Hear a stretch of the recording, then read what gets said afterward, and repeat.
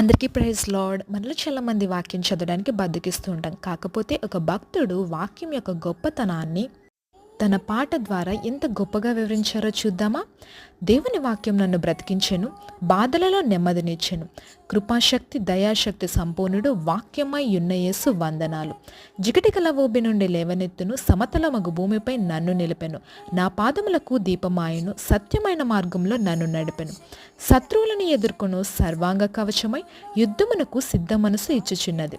అపవాది వేయుచున్న అగ్ని బాణములను ఖడ్గము వలె ఎదుర్కొని ఆర్పివేయుచున్నది.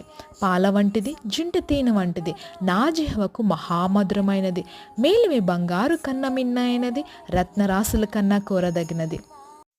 అతను వాక్యంలో అంత ఆనందించారు కాబట్టి అంత గొప్పగా వివరించారు. మనము కూడా దేవుని వాక్యంలో ఆనందించి దాని గొప్పతనాన్ని తెలుసుకుందామా? Praise the lord.